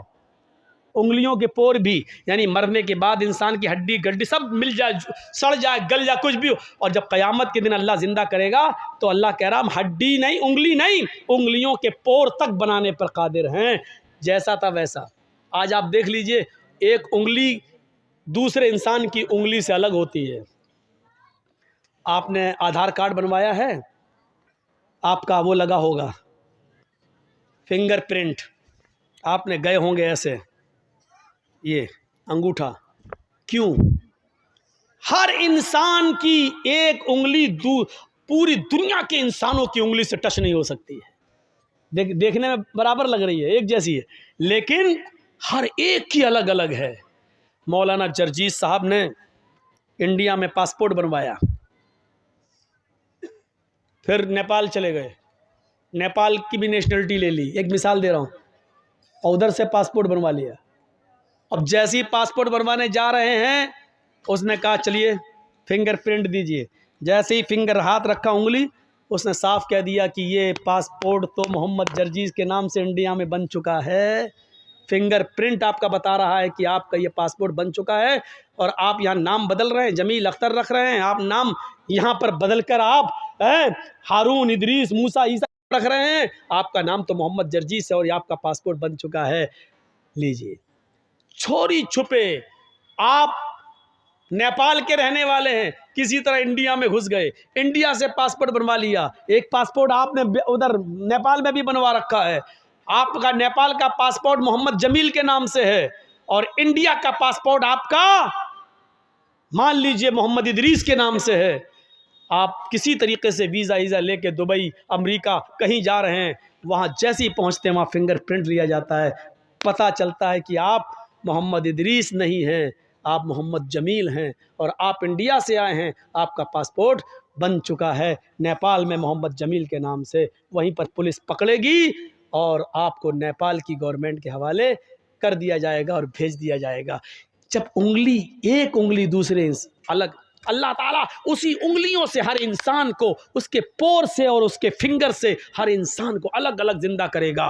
मेरे भाइयों, अल्लाह कहता हम उस पोर को भी बनाने पर कादिर हैं। भला कादिरी नाला नुसव्विया बनाना, हड्डियां तो बहुत दूर की बात, हम उंगली और उंगलियों में जो फिंगर प्रिंट होते हैं, जो हल्के हल्के निशान होते हैं, हम उनको भी बनाने पर कादिर हैं। बच नहीं सकता इंसान, उसका हिसाब व किताब लिया जाएगा मेरे भाइयों, और ये अकल में भी नहीं आती है। अच्छा ये बताओ, ज़मीन में आप गेहूं डालोगे तो गेहूं पैदा होगा ना, चावल डालोगे तो क्या पैदा होगा, चावल। आम की गुठली ज़मीन में डालोगे तो उससे क्या पैदा होगा, आम। क्लियर है। कभी आपने देखा हो कि बोया हो आम और पैदा हो गया हो अमरूद, कभी आपने देखा है बोया हो आपने अंगूर और पैदा हो गया हो तरबूज, कभी आपने सुना, नहीं सुना। आम डालोगे आम पैदा होगा, तरबूज बोगे तो तरबूज पैदा होगा, लौकी कद्दू डालोगे तो लौकी और कद्दू पैदा होगा। जो चीज़ तुम ज़मीन के अंदर डालोगे उससे वही चीज़ निकलेगी और उसी का फल निकलेगा। अकल भी यही कहती है। मरने के बाद इंसान को जब तुम कब्र में दफन करोगे, ज़मीन में गाड़ोगे, तो इंसान से इंसान ही पैदा होगा या कुत्ता बिल्ली चूहा बंदर पैदा हो जाएगा। जब आम से अमरूद पैदा नहीं हो सकता तो इंसान से कुत्ता बिल्ली चूहा बंदर कैसे हो जाएगा। वो डार्विन की थ्योरी गलत है। हम अभी उस तरफ नहीं जाना चाहते कि पहले इंसान बंदर था और धीरे धीरे तरक्की करते करते क्या बन गया है। हम अभी उस तरफ नहीं जाना चाहते हैं और न हम उस साइंस को और उसके पन्नों को हम यहाँ छेड़ना चाहते हैं। हमारे सामने नस्ल और कौम भी वैसी होनी चाहिए जो उस तरीके की तकरीरों को समझ सके। यहाँ तो ये हाल है कि आधा घंटा मौलाना जर्जीस को देखा और उसके बाद फील्ड से लोग उठ जाते हैं, इसलिए कि हिंदी उनकी समझ में नहीं आती है। मेरी तकरीर सिर्फ औरतों के समझ में आती है, बंगाल की, इसलिए कि मर्दों से ज़्यादा औरतें सीरियल देख रही हैं। सास भी कभी बहू थी, अलिफ बाबा, अली का 40 चोर, ये सब सीरियल हमारी माँ बहनें देख रही हैं और वही देख देख के अपने शौहरों पर हुकूमत कर रही हैं। आपको मालूम है ना, एक बार हमारे पास भी एक औरत आई थी, बहुत पहले सुनाया था मैंने। वो औरत आई, कहती मौलाना साहब ताबीज़ दे दो। क्यों? कि मेरा पति मेरा कहना नहीं मानता। हमने कहा क्या चाहती हो कि तुम्हारा शौहर तुम्हारे कहने पे चले, तुम जहाँ कहो उठे वो उठे, तुम कहो बैठे तो बैठ जाए, क्या चाहती हो तुम्हारा गुलाम बन जाए। तो कहा मौलाना साहब आपने तो मेरे दिल की बात ही छीन ली। देखिए औरतों की प्लानिंग। हमने कहा अच्छा ठीक है चलो तुम्हारा शौहर ऐसा हो जाएगा, तुम क्या चाहती हो। कहा यही चाहती हो। हमने कहा नाम बताओ तुम्हारा। कैसा मौलवी है। हमने क्यों, क्या हुआ, नाम लूंगी अपने शौहर का, क्यों। अरे नाम लेने से तो तलाक हो जाएगी। हमारे बड़े बड़े मौलाना कहते हैं कि पत्नी को पति का नाम नहीं लेना चाहिए। हमने कहा अच्छा, और हमें उसके मुंह से नाम निकलवाना था। तो मैंने कहा कि अच्छा ऐसी बात है। हमने कहा जब तक तुम नाम नहीं बताओगी तो तुम्हारा पति तुम्हारा गुलाम कैसे बनेगा, ताबीज़ में नाम लिखा जाएगा तभी तो तुम्हारा पति तुम्हारा गुलाम बनेगा। कहते अच्छा ये बात है कि हाँ। बुलाती है अपनी छोटी सी बच्ची को, वहाँ लला ललो बोलते हैं बरेली में, लड़के को लला लड़की को ललो। ललो इधर आ। हाँ क्या, तेरे पापा का क्या नाम है। बच्ची कहती है रहमतुल्लाह। मेरे पापा का नाम रहमतुल्लाह। हमने कहा रहमतुल्लाह, हाँ हाँ हाँ हाँ। हमने कहा ये तो रहमतुल्लाह बता रही है कि हाँ यही नाम है। हमने कहा क्या नाम है। कहा यही जो बताया बच्ची ने। फिर भी नहीं बोल रही, वो भी बड़ी ढीठ है। तो हमने कहा क्या नाम है। ये बच्ची सही से नहीं बोल रही कि वही बोल रही है? सही है क्या? क्या है बच्ची? रहमतुल्लाह। हमने कहा रहमतुल्लाह कि हाँ हाँ जो आप बोल रहे हैं वही है। तो हमने कहा ये नाम तो तुम्हें लेना पड़ता है? कभी नहीं लेती हूँ। हमने कहा तो इसका मतलब तुम नमाज नहीं पढ़ती हो? कहा नहीं, नमाज 5 टाइम की पढ़ती हूँ। हमने कहा नमाज पढ़ती हूँ उसमें तो नाम आता है? कहा नहीं आता है। हमने कहा नमाज पढ़ती हूँ तो सलाम नहीं फेरती हो? क्या फेरती हूँ? हमने कहा उसमें तो आता है अस्सलामु अलैकुम बरहमतुल्लाह। रहमतुल्लाह आता है कि नहीं आता है? तो कहती है जब वो नाम आता तो नहीं लेती हूँ। तो हमने कहा फिर क्या कहती हो? तो कहती जब वो नाम आता तो मैं कह देती हूँ अस्सलामु अलैकुम ललो के अब्बा। मैं नाम नहीं लेती हूँ। अस्सलामु अलैकुम ललो के अब्बा, अस्सलामु अलैकुम ललो के अब्बा। बताइए ये हाल है। अल्लाह की कसम उस औरत ने ये जुमले कहे हैं, मुझसे कहे हैं कि मैं नाम नहीं लेती हूँ। हमारे मौलवियों ने कहा कि नाम लेंगे तो तलाक हो जाएगी। बताइए लोगों ने ये बता रखा है, जबकि बीवी अपने पति का, बीवी अपने शौहर का नाम ले तो ये सुन्नत है, ये सुन्नत है। देखिए अल्लाह के नबी अपनी बीवी आयशा से कहते हैं आयशा जब तुम नाराज होती हो तो मैं समझ जाता हूं कि तुम मुझसे नाराज हो, और जब तुम मुझसे खुश होती हो तो मैं समझ जाता हूं कि तुम मुझसे खुश हो। हज़रत आयशा ने कहा अल्लाह के नबी कैसे? मैं तो कभी जाहिर नहीं होने देती हूँ अपनी नाराज़गी, फिर आप कैसे समझ जाते हैं? मैं नाराज़ भी होती हूँ तो हम जाहिर नहीं होने देते कि हम मैं नाराज़ हूँ, फिर आप कैसे समझ जाते हैं? फरमाया आयशा शौहर हूँ तुम्हारा, चेहरा पढ़ता हूँ, जानता हूँ तुम्हें। कहा नहीं, बताइए आप मेरी नाराजगी का पता कैसे लगाते हो? फरमाया आयशा जब तुम मुझसे नाराज होती हो तो कहती हो किसी बात पर इब्राहिम के रब की कसम। क्या कहती हो? नहीं नहीं, इब्राहिम के रब की कसम मैंने ऐसा नहीं किया, इब्राहिम के रब की कसम मैंने खाना खा लिया, इब्राहिम के रब की कसम। जब तुम मुझसे नाराज होती हो तो कहती हो इब्राहिम के रब की कसम, और जब तुम मुझसे खुश होती हो तो कहती हो मोहम्मद के रब की कसम। मोहम्मद के रब की कसम मैंने खाना खा लिया, आप दिखाइए। अल्लाह के नबी मोहम्मद आपके रब की कसम, मोहम्मद के रब की कसम। आयशा जब तुम मेरा नाम लेती हो तो मैं समझ जाता हूं कि तुम मुझसे खुश हो। आयशा की उम्र कितनी है? 9 साल। और अल्लाह के नबी की उम्र कितनी है? 54, 54 साल। लेकिन मियाँ और बीवी के दरमियान इतनी लंबी उम्र का फासला होने के बावजूद आयशा क्या कह रही हैं? मोहम्मद के रब की कसम। और अल्लाह के नबी क्या कह रहे हैं? नाम लो। क्या कह रहे हैं? नाम नहीं लेना चाहिए हैं? मैं पति हूँ। क्या कह रहे हैं? जब तुम मुझसे खुश होती हो तो मैं समझ जाता हूँ कि खुश हो, क्योंकि तुम कहती हो मोहम्मद के रब की कसम। यानी बीवी जब अपने पति का नाम ले तो ये मोहब्बत की अलामत है, मोहब्बत की अलामत है। मैं तो कहता हूँ कि नाम लेना चाहिए, हर औरत को नाम लेना चाहिए। कुछ जाहिल औरतें क्या कहती हैं? बच्चे का नाम है फरीद तो अपने पति को बुलाएंगी, आदमी का नाम है सलीम तो ये सलीम नहीं, ए फरीद के पापा सुनो। और जब तक फरीद नहीं था तब तक क्या कहती थी? शादी तो तेरी सलीम से हुई है ना, फरीद तो 1 साल के बाद आया है ना, 1 साल तक वो क्या था? ए जी, ओ जी, बस।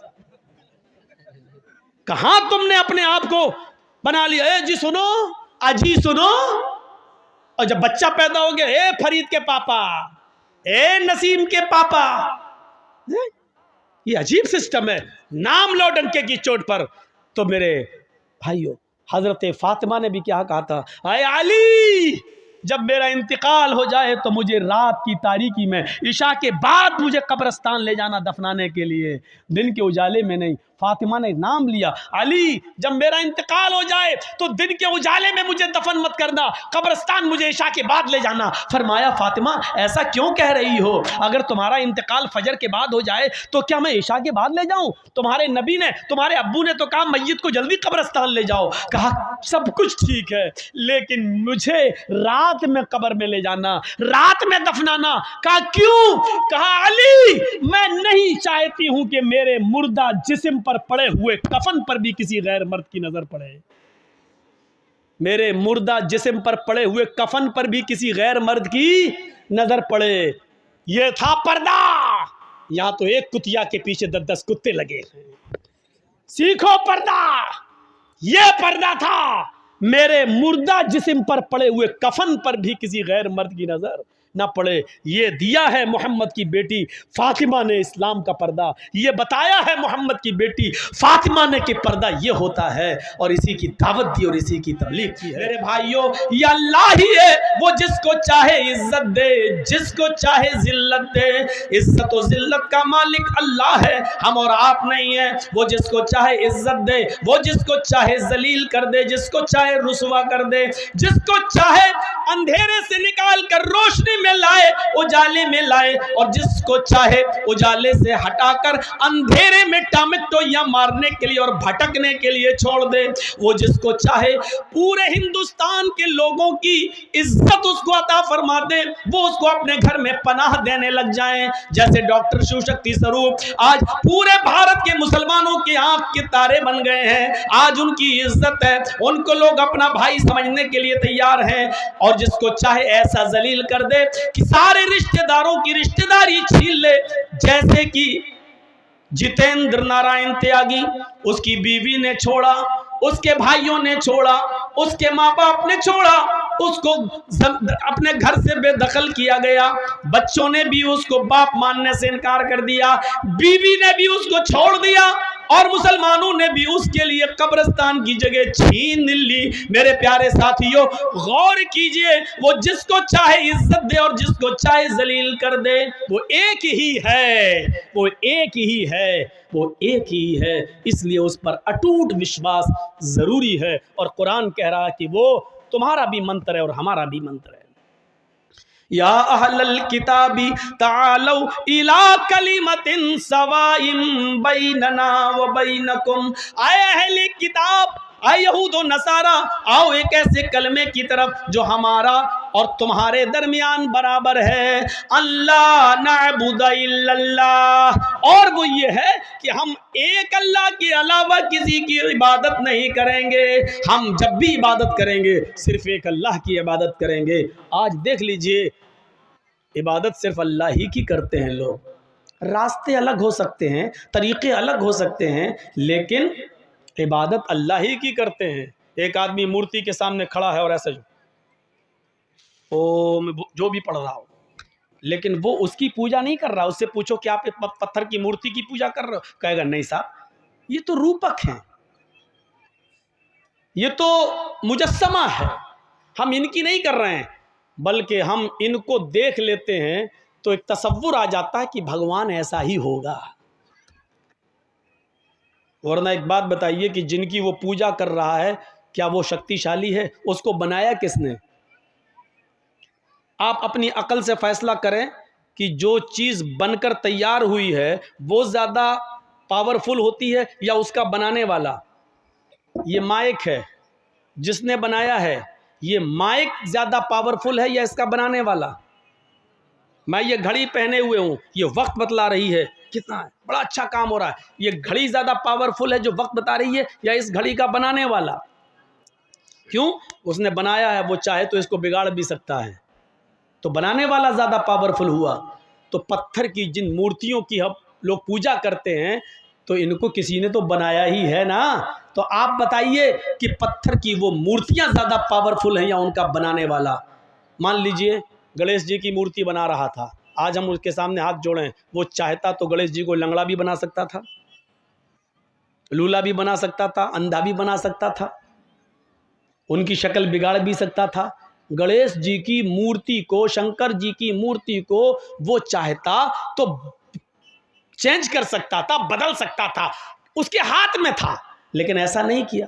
लेकिन ताज्जुब यहाँ है, बनाने के बाद वो खुद अपने घर में लगाता, बनाया भी उसने, रंगा भी उसने, क्लीन भी उसने किया, सफाई भी उसने की, और अपनी जगह से हटाकर जिस जगह रखना चाहिए उस जगह भी वो उठकर खुद नहीं गई मूर्ति, बल्कि इसने अपने हाथ से वहाँ स्थापित की है। और लगाने के बाद अगरबत्ती भी वही जला रहा है, और उसके बाद श्री गणेशाय नमः उसी के सामने अपना सर भी झुका रहा है।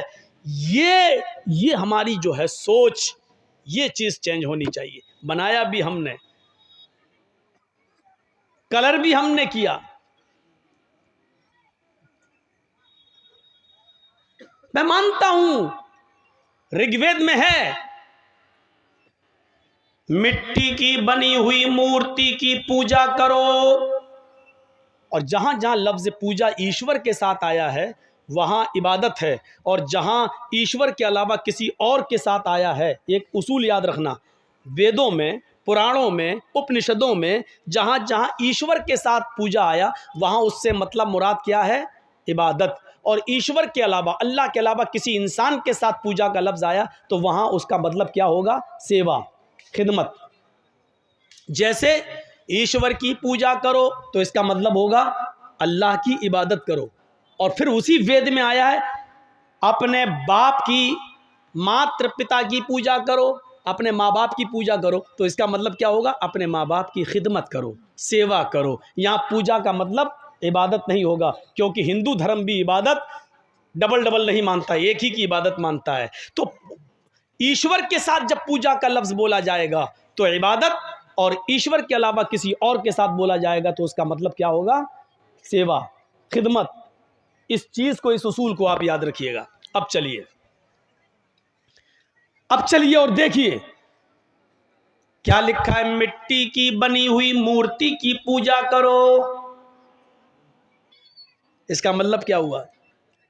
अब मिट्टी की बनी हुई मूर्ति से मुराद हमारे हिंदू भाइयों ने क्या समझा? जो हम लोग बनाते हैं वो मूर्ति है। नहीं, मिट्टी की बनी हुई मूर्ति जिसको हमने बनाया, है ये भी वेद में लिखा है, मिट्टी की उस मूर्ति की पूजा करो जिसको हमने बनाया। ईश्वर कह रहा, अल्लाह कह रहा है ऋग्वेद में, हिंदू के धर्म के मुताबिक क्या कह रहा है?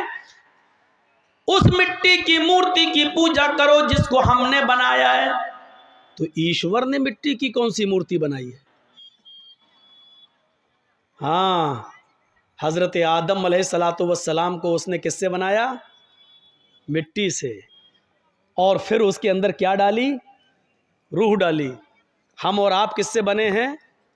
मिट्टी से। ईश्वर ने, अल्लाह ने मुख्तलिफ जगहों की मिट्टी लेकर उससे आदम अलैहिस्सलातु वस्सलाम का पुतला बनाया, फिर उनके अंदर रूह डाली, फिर उनको जन्नत के अंदर भेज दिया। तकलीफ हुई, अकेले नहीं रह पाए तो उनकी बाएं पिछली से हव्वा को पैदा किया। तो अल्लाह ने भी एक मूर्ति बनाई है मिट्टी की। वो कौन सी है? आदम। और आदम से कौन बना है? आदमी, इंसान। तो अब इस मंत्र का तर्जुमा क्या होगा? उस मिट्टी की मूर्ति की पूजा करो जिसको हमने बनाया है, यानी हमने आदम से आदमियत को, नस्ल इंसानियत को निकाला है, लिहाजा तुम इंसानियत की पूजा करो, यानी इंसानियत की खिदमत करो, उसकी सेवा करो। मतलब ये हुआ कि खिदमत खल्क।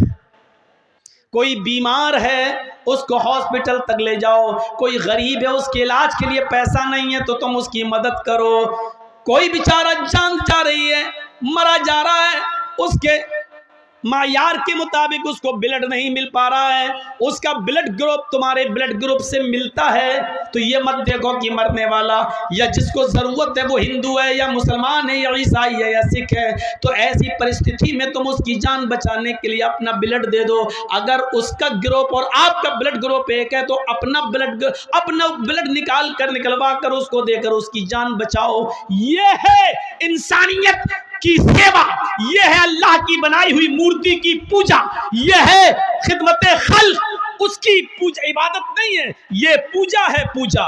फरमाया अल्लाह रब्बुल आलमीन ने, हदीस कुदसी है, अल्लाह के नबी फरमाते हैं कि अल्लाह ने फरमाया। जिस हदीस में अल्लाह के नबी ये कहें कि अल्लाह ने फरमाया तो वो हदीस कुदसी कहलाती है। अल्लाह के नबी फरमाते हैं कि क़यामत के दिन अल्लाह कहेगा, आए मेरे बंदे, मैं दुनिया में भूखा था, तूने मुझे खाना क्यों नहीं खिलाया? आए मेरे बंदे, दुनिया में मैं भूखा था, तूने मुझे खाना क्यों नहीं खिलाया? बंदा कहेगा, आए अल्लाह तू कैसे भूखा रह सकता है? आए अल्लाह तू तो खाता ही नहीं है, फिर तुझे कौन खिलाए? तू तो खाता नहीं है। तो अल्लाह कहेगा, मेरे बंदे, दुनिया में मेरा फला बंदा भूखा था, अगर तूने उसको खिलाया होता तो तू मुझे उसके पास पाता, यानी मैं तेरी मदद करता। अगर तूने किसी भूखे को खिलाया होता तो मैं भी तेरी मदद करता। हाय मेरे बंदे, दुनिया में मैं नंगा था, तूने मुझे कपड़ा क्यों नहीं पहनाया? बंदा कहेगा अल्लाह तू तो सबको कपड़े पहनाता है, तू कैसे नंगा हो सकता है? हाय अल्लाह तुझे कौन कपड़ा पहना सकता है? तो अल्लाह कहेगा दुनिया में मेरा फला बंदा नंगा था, उसके पास पहनने को कपड़े नहीं थे, अगर तूने उसकी मदद की होती, उसको कपड़ा पहनाया होता तो तू मुझे उसके पास पाता, यानी मैं तेरी मदद करता। तूने दुनिया में उसकी मदद नहीं की, इसलिए हमने भी तेरी मदद नहीं की। आए मेरे बंदे, दुनिया में मेरा फला बंदा परेशान हाल था, अल्लाह कहेगा मैं दुनिया में परेशान था, गुमराही के रास्ते पे चल रहा था, मैं भटक रहा था, मैं गुमराह था, तूने मुझे रास्ता क्यों नहीं दिखाया? बंदा कहेगा अल्लाह तू तो सबको हिदायत देता है, फिर तू गुमराह कैसे हो सकता है? अल्लाह कहेगा दुनिया में मेरा फला बंदा गलत रास्ते पे चल रहा था, अगर तूने उसको सही रास्ता बताया होता, कुरान और हदीस का रास्ता, नबी का रास्ता, रसूल का रास्ता बताया होता तो तू मुझे उसके पास पाता, नहीं मैं तेरी मदद करता। इस हदीस से पता चलता है कि खिदमत खल्क कितनी ज़रूरी है, लोगों की सेवा, लोगों की खिदमत इस्लाम का एक ज़बरदस्त रुकन है, इस्लाम का एक हिस्सा है। खिदमत खल्क किए बिना, लोगों की सेवा किए बिना हम पक्के सच्चे मुसलमान नहीं हो सकते। तो मिट्टी की बनाई हुई मूर्ति की पूजा का मतलब ये था, लेकिन हमारे हिंदू भाई उसको कहाँ ले गए, किस तरफ ले गए? हमें और आपको ये सोचना चाहिए। तो इस मंत्र को याद रखिए, एक ही मंत्र है सबका, एक ही दीन है सबका, और उसकी जीती जागती मिसालें अब मैं आपको दे रहा हूं। आइए कुरान खोलिए, सबसे पहले आपको कुरान खोलने के बाद जो सबसे पहले आयत मिलेगी वो आयत क्या होगी? बिस्मिल्लाहिर्रहमानिर्रहीम। आप ऋग्वेद खोलिए, जब आप वेद खोलेंगे तो आपको सबसे पहला मंत्र वेद में क्या मिलेगा? अग्निमीले।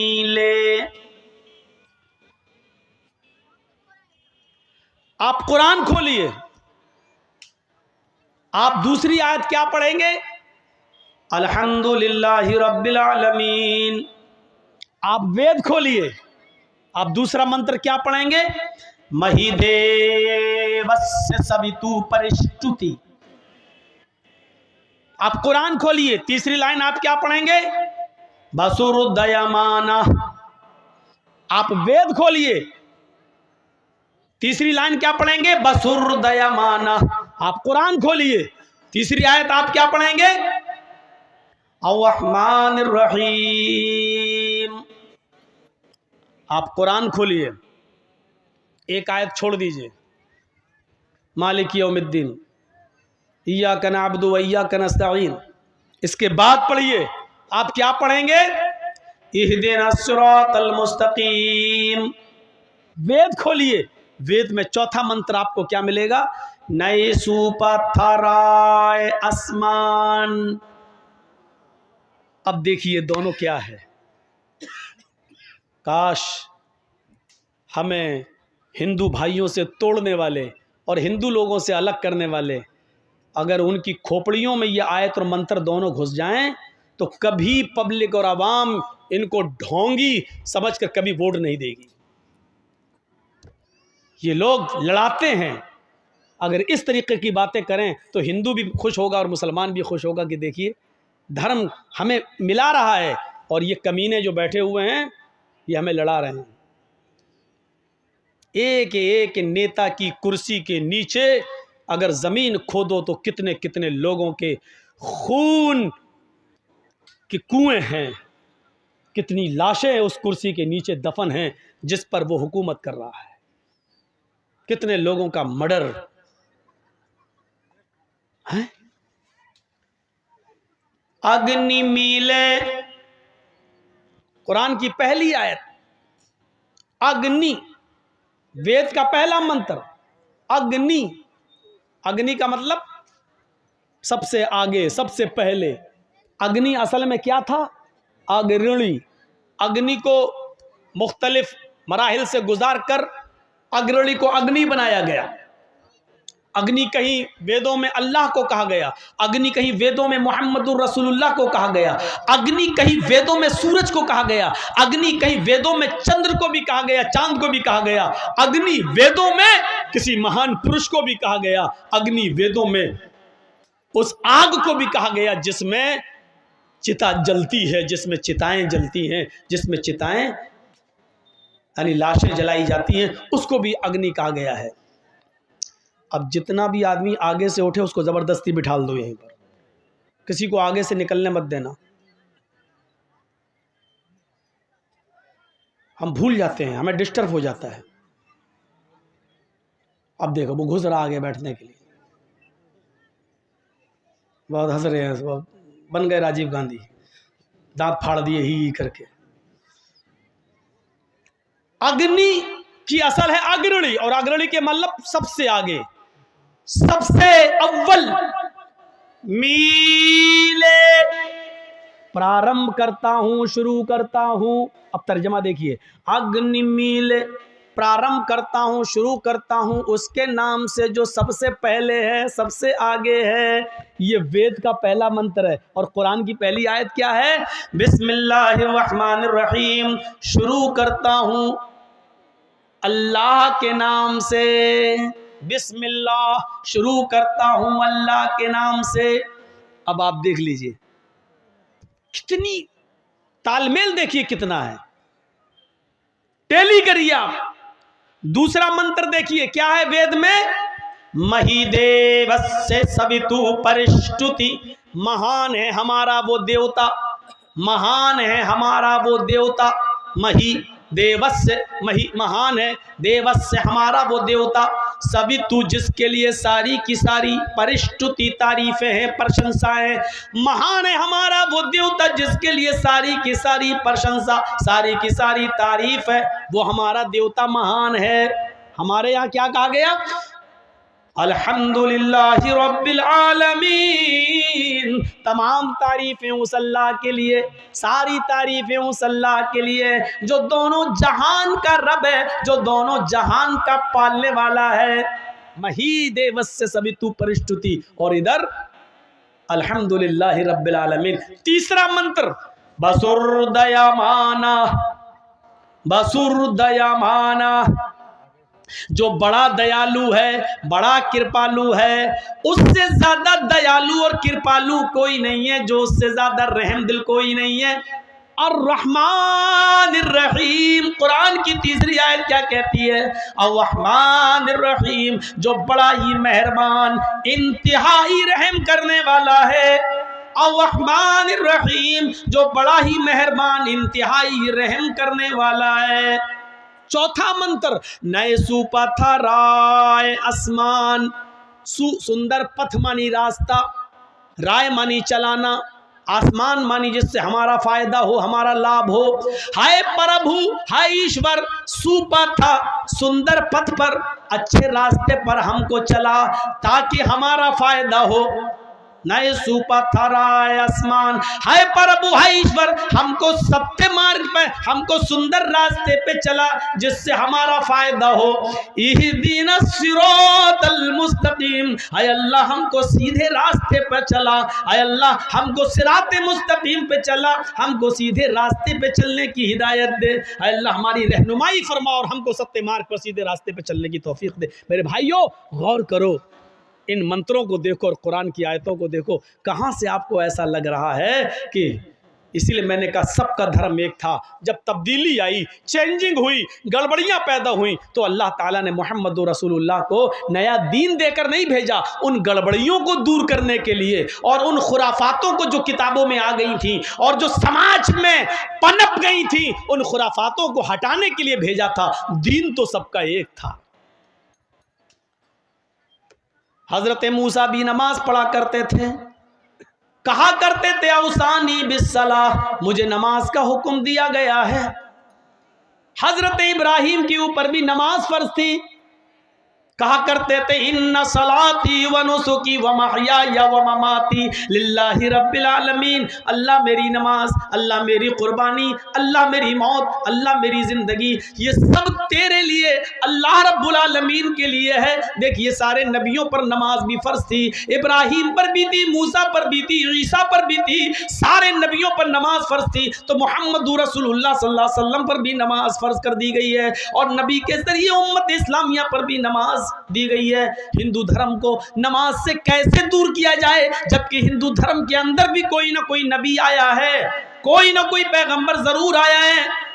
अल्लाह कहता हमने हर कौम के अंदर एक नबी भेजा है, वले कुल्ले कौमिन हाद, हमने हर कौम के अंदर एक डराने वाला भेजा है। हर कौम में एक नबी, एक रसूल आया है। जाहिर है हिंदू भाइयों में भी कोई नबी ज़रूर आया, और जब आया है तो उस नबी पर भी नमाज फ़र्ज थी और उसने हिंदू भाइयों को भी नमाज की निमंत्रण दावत ज़रूर दिया।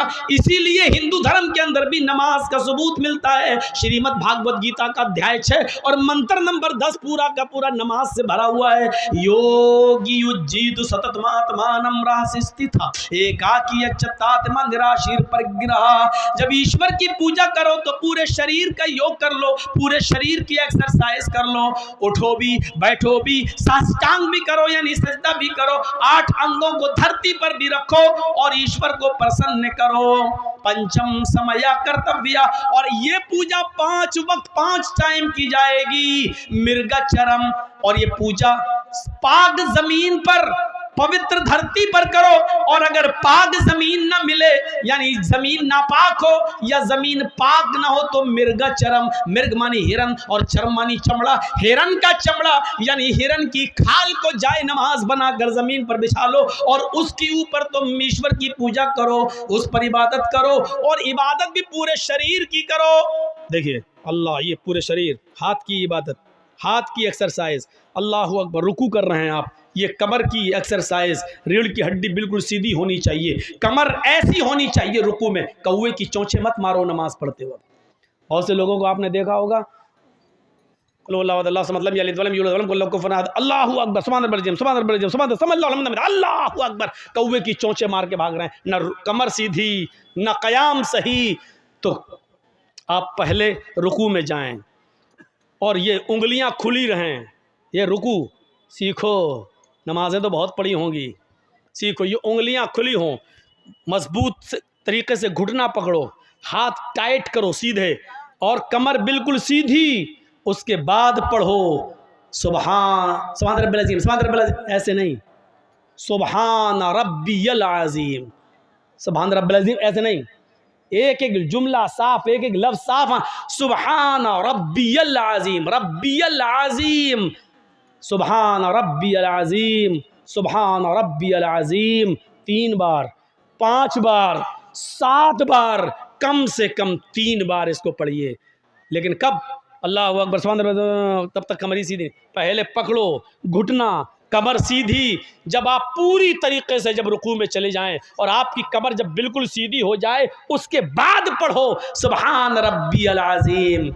कमर सीधी करने में भी थोड़ा सा वक्त लगेगा, या तो गए और जाने से पहले ही शुरू हो जाती है सुभान रब्बियल अज़ीम, अभी सुभान रब्बियल अज़ीम, अभी पकड़ा नहीं पूरी तरीके से सुभान रब्बियल अज़ीम, सुभान रब्बियल, जब तक पकड़ा तब तक 3 पूरे हो गए, सब अल्लाहु लिमन हमिदा, अल्लाहु अकबर, मारी कौवे की चोंच, हो गई 4 मिनट में 4 रकात पढ़ के निकल गए। चलो यार, ये नमाज पढ़ रहा था कि चूचू का मुरब्बा था, ये क्या था? और फिर कहता कि अल्लाह मेरी सुनता नहीं है, इतनी नमाज भी पढ़ रहा हूँ।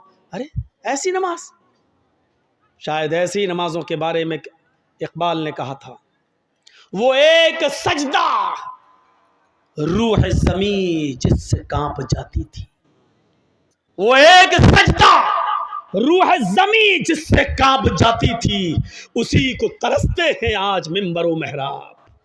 आज उस सजदे की ज़रूरत है, आदमी दोनों हाथ ज़मीन पर रखे, नाक अपनी ज़मीन पर रगड़े, माथा उसका ज़मीन पर हो। मौलाना अबुल कलाम आज़ाद ने कहा था, कहां चली गई तुम्हारी वो नमाजें, तुम्हारे वो सजदे कि जब तुम सजदे में अपना सर रखते थे और बारिशें न हुआ करती थी, कहत पड़ा होता था, तुम मस्जिदों में नमाज के लिए जाते थे अल्लाह से दुआ मांगने के लिए कि अल्लाह बारिश नहीं हो रही है, लोग भूखे मर रहे हैं, फसलें तबाह हो जाएंगी। एक सजदा करते थे और उस सजदे में जब रब को पुकारते थे तो अभी सजदे से सर नहीं उठता था कि चारों तरफ से बादल छा जाता था। और जब तक तुम नमाज पढ़ के सलाम फेरते थे आसमान से मूसलाधार बारिश होने लगती थी। कहां चली गई वो तुम्हारी नमाजें, कहां चली गई तुम्हारी वो इबादतें? आज तुम सजदे में जाते हो, कहते हो अल्लाह मेरा हाल देख, ऊपर से आवाज आती है बंदे अपना नामे आमाल देख। एक हमारी भी नमाजें हैं, इधर भी सजदा, अल्लाह से भी मदद, गैरों के सामने भी दामन फैले हुए। कहां से सदा सुने? जो मैं सर बसजदा हुआ जमीन पर तो आसमां से आने लगी ये निदा। जो मैं सर बसजदा हुआ जमीन पर तो आसमां से आने लगी ये निदा। तेरा दिल तो है सनमाशना, तुझे क्या मिलेगा नमाज में? ओ मेरे बंदे तुझे नमाज में क्या मिलेगा?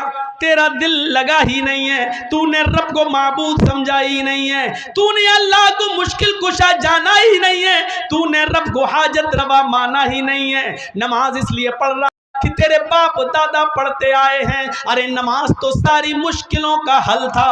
नमाज के लिए तो हुक्म है, नमाज के लिए तो ये हुक्म है कि आए मेरे बंदो सब्र में, सब्र और नमाज के जरिए तुम अल्लाह से मदद मांगो।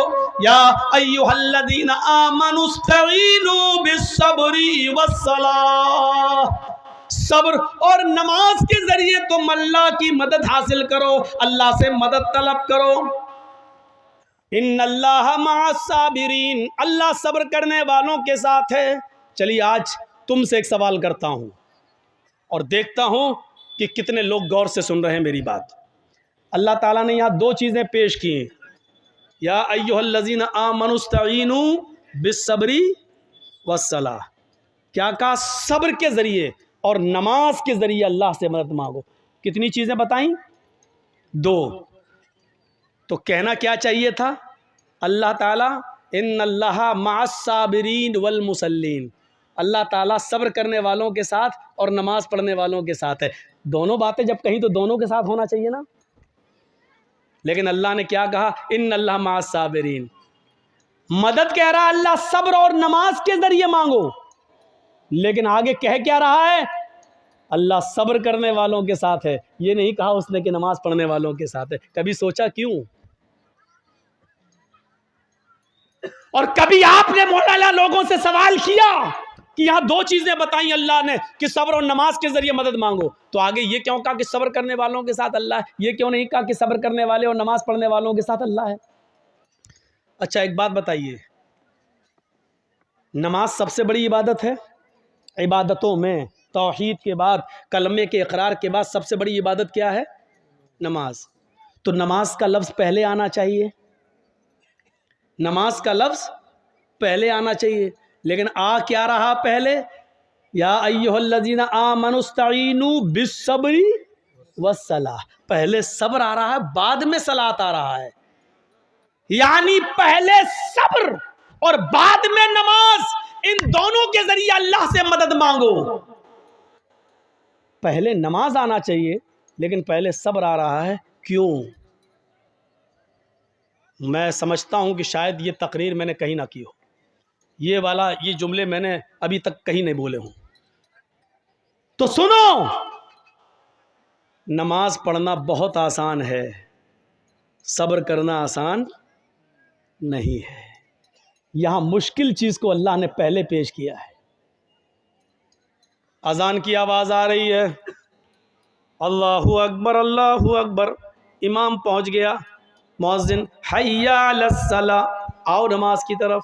हम वुज़ू बनाकर नमाज के लिए जा रहे हैं, अभी मस्जिद में पहुंचे नहीं कि किसी ने रास्ता रोक कर कह दिया आपका बेटा बहुत सीरियस है, आपकी माँ बहुत सीरियस है, तड़पड़ा रही है, मेरे भाइयों, यकीन मानिए कि ऐसे मौके पर इंसान का सब्र का पैमाना लबरेज हो जाएगा। अपना बेटे का जब बीमारी का नाम सुनेगा, हो सकता है कि फिर वो मस्जिद के दरवाजे तक भी न जाए और वहीं से पलटी मार दे कि नमाज तो मैं बाद में भी पढ़ लूँगा, कज़ा भी हो जाएगी। लेकिन बेटे को वक्त से पहले हॉस्पिटल पहुंचाना ज़रूरी है। कहीं ऐसा ना हो कि हॉस्पिटल ले जाते हुए देर हो जाए और डॉक्टर ये कह दें कि तुमने 10 मिनट देर कर दी, अगर 10 मिनट पहले लाए होते तो मैं बच्चे को बचा लेता।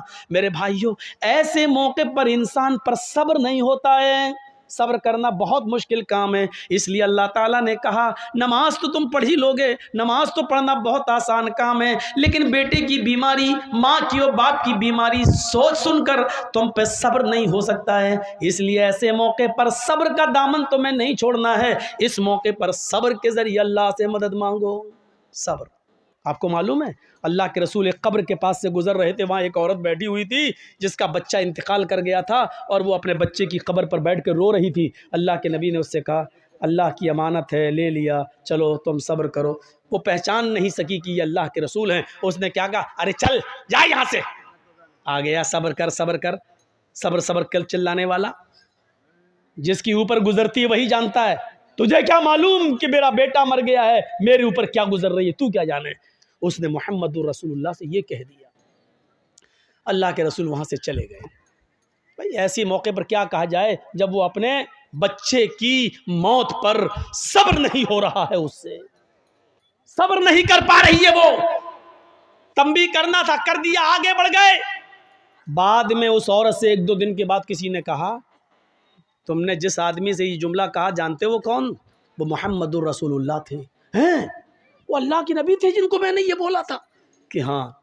3-4 दिन के बाद वो अल्लाह के रसूल के पास आई और कहती है, मुझे माफ़ कर दीजिए अल्लाह के नबी, मैं आपको पहचान नहीं सकी। अब सुनिए यहाँ अल्लाह के नबी क्या कहते हैं, आए अल्लाह के रसूल, मैं आपको पहचान नहीं सकी, मुझे माफ़ कर दीजिए। आपने मुझे उस दिन सब्र की तलकीन की थी, मैं सब्र कर रही हूँ। अल्लाह के रसूल, मुझे सब्र आ गया, मैंने सब्र कर लिया, आप मुझे माफ़ कर दीजिए। मैंने आपसे कहा चल चल, तू क्या जाने, जिसके ऊपर गुजरती वो जानता, मुझे सब्र आ गया। तो अल्लाह के नबी ने मुस्कुराते हुए क्या कहा, नहीं, 4 दिन के बाद सब्र आया है ना, नहीं, इन्नमा सब्रु इंद सदमतिल ऊला, सब्र तो उस वक्त होता है जब मुसीबत पहुंचे, उसी वक्त सब्र किया जाए। बाद में तो सभी को सब्र आ जाता है, 2, 4, 5, 6 दिन के बाद, 1 हफ्ते के बाद तो सभी को सब्र आ जाता है। आज अगर 4 दिन के बाद तुम्हें सब्र आया है तो क्या आया है? असल सब्र तो उस दिन था जिस दिन तुम्हारा बेटा मरा था और तुम अपने बेटे के कब्र के पास बैठकर रो रही थी और उस वक्त मैं कह रहा था सब्र करो। उस वक्त तुम सब्र करती तो तुम्हें अज्र मिलता, तुम्हें इनाम मिलता, तुम्हें अल्लाह के यहाँ सवाब दिया जाता। 4 दिन के बाद माफी मांग रही हो और कह रही हो क्या मुझे सब्र आ गया। आज सब्र का कोई बदला तुम्हें नहीं मिलेगा। सब्र तो वो है जो मुसीबत के वक्त आदमी करे, बाद में तो सभी को सब्र आ जाता है। सब्र को समझने की कोशिश करो। सब्र यही नहीं है, एक गांव का मुखिया है, पुलिस और एसएसपी और डीएम से उसके ताल्लुकात हैं, हम गरीब आदमी है, उसने पकड़ा थप्पड़ मारा हट और हम पिट गए, कुछ नहीं कह रहे हैं उसको, क्यों? मुखिया है, अच्छे ताल्लुकात हैं, सब्र कर लिया। ये सब्र नहीं है, ये सब्र नहीं है, ये जुल्म को सहना है, ये बुज़दिली है। आपने सब्र नहीं किया, आपके दिल में यह था अगर आज इसके पावर के बराबर मैं होता या इसके बराबर मेरे पास पैसा होता या ये पोस्ट मेरी होती, तब देखें ये कैसे जुल्म करता, तब मैं इसको बताता। आप जुल्म सब्र नहीं कर रहे हैं, आप जुल्म सह रहे हैं और जुल्म को सहना एक और जुर्म है, एक और पाप है, एक और गुनाह है, एक और ये बुज़दिली आपने। मुसलमान कभी बुज़दिल नहीं होता है, मुस्लिम कौम जुल्म सहने के लिए पैदा नहीं हुई है। आपके अंदर गुस्सा है, होना चाहिए। मैं नहीं कहता हूं कि गुस्सा आप मत होइए, मैं कहता हूं कि अगर गुस्सा आपके अंदर है तो इस गुस्से को परवरिश कीजिए, उस गुस्से को पालिए।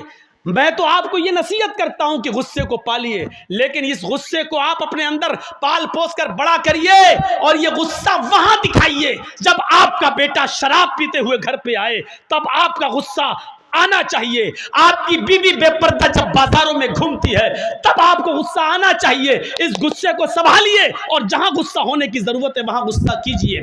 यहां गुस्से की जरूरत है, यहां आपकी बेटी बेपर्दगी के साथ घूम रही है, मोबाइल लेती है, अपने जीजा की मोटरसाइकिल पे बैठ के बहनोई के साथ सफर कर रही है और देवर की मोटरसाइकिल पर भाभी बैठकर जा रही है।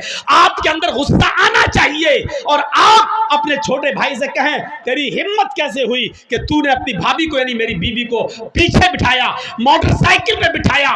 और एक ससुर को अपने दामाद पर गुस्सा आना चाहिए कि तूने अपनी बीवी को छोड़कर मेरी दूसरी बेटी जो तेरी साली है वो तेरी मोटरसाइकिल पे बैठ के बाजार या स्कूल क्यों गई है। इस गुस्से को संभालिए और इस गुस्से की जरूरत है यहां पेश करने की। आप इस गुस्से को परवान चढ़ाइए। हराम है, हराम है, हराम है अगर कोई जीजा अपनी साली को अपनी बाइक में बिठाकर शॉपिंग कराता है। हराम है अगर कोई देवर अपनी भाभी को बाइक में बिठा के शॉपिंग कराने के लिए जाता है और ये कहता कि मेरे भाई की इजाजत है। शरीयत भाई की इजाजत के बावजूद भी भाभी को अपने साथ ले जाने की इजाजत नहीं देती है। शरीयत ससुर की इजाजत के बावजूद भी, बीवी की इजाजत के बावजूद भी बीवी की बहन को अपने साथ जाने की इजाजत नहीं देती है। शरीयत शरीयत है, न तेरी बीवी का कानून चलेगा न तेरे बाप का कानून चलेगा। यहां कानून चलेगा तो फातिमा के बाप का कानून चलेगा। अगर मुसलमान हो तो फातिमा के बाप के कानून को मानो, अपनी बीवी के बाप का और अपनी बीवी का कानून नहीं। शरीयत शरीयत है, किसी के बाप की जागीर नहीं है। मुझे जो कहना था कह दिया। जिसको बुरा लगता रहे। अगर बुरा लगता है तुम्हें तो अल्लाह की कसम में कामयाब हो गया। अगर मेरी बात तुम्हें चुभी है तो अल्लाह की कसम में अपने जलसे में कामयाब हो गया। और अगर मेरी बात का बुरा नहीं लगा तो हमें सोचना पड़ेगा कि हमारा जलसा कामयाब हुआ है या नहीं हुआ है। क्योंकि जब बुरा ही नहीं लग रहा है तो इसका मतलब यह है कि आप वही करोगे जो करते आ रहे हो, और जब वही करना है जो करते आ रहे हो तो फिर एक जलसा बेकार है, आपका यहाँ बैठना बेकार है। रात के 1 बजे, 1:30 बजे, 2 बजे तक यहाँ बैठकर अपनी आंखें फोड़ना बेकार है, क्योंकि आपको कोई सवाब नहीं मिलेगा।